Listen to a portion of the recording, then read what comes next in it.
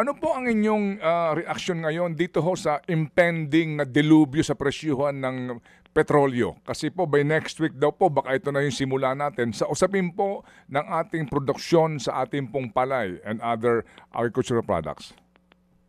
Nakakabahala kasamang Ted, no? Kasi siyempre ang I think 90% or more ng ating fertilizer, yan po imported eh. Principally, ang alam ko, principally from China at saka some of the Southeast Asian countries. Pero may malaking bahagi din, lalo na kung yung urea-based na fertilizer, I think it is sourced from Qatar sa Middle East.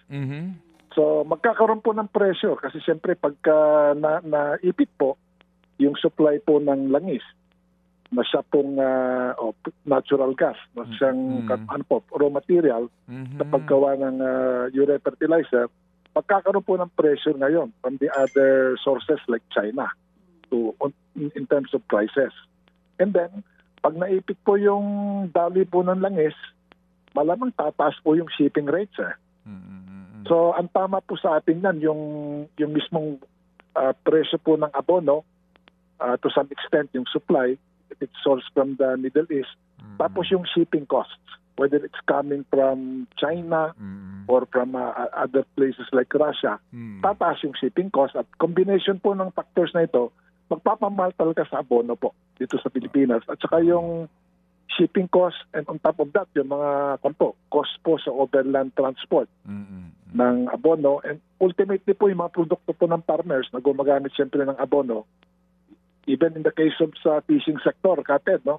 Gumagamit ng gasolina, yung ating mga makina po ng mga isda, tataas po lahat yan.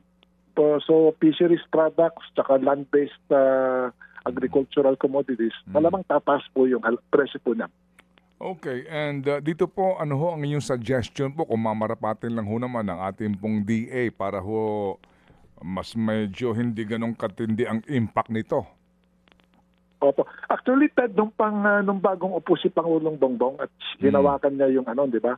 DA. Department of Agriculture, tinanggap naman niya agad yung aming isa sa mungkay namin na i-promote na natin yung ating sariling biofertilizer products na na-develop po yan sa UP Los Baños. At si Presidente naman, I remember nung latter part ng 2022, inutos niya yung itulak talaga itong mga biofertilizer. Pero? At nagkaroon po ng multi-billion peso budget for 2023.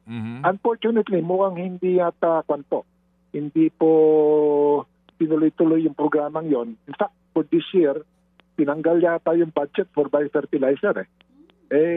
Yun sana, isa sa mga posibleng substitutes or replacements po sa inorganic urea fertilizer. So sayang, nagkaroon sana ng momentum, pero natigil po yung programa na yon. Isa po yon. Mga kapatid, brothers and sisters, saan ka pa? Dito na tayo sa totoo. Dito na tayo sa True FM. Mga kapatid, mag-subscribe and follow po kayo sa social media accounts ng True Network PH. Yan po kami. Hanapin nyo lang True Network PH, Facebook, Instagram, YouTube, TikTok, and podcast. Mapa-Apple or Spotify man yan, mahahanap nyo kami. Lahat ng mga napapanood at napapakinggan nyo po sa programa, nasa social media accounts namin yan. So, paano mga kapatid? See you sa social media!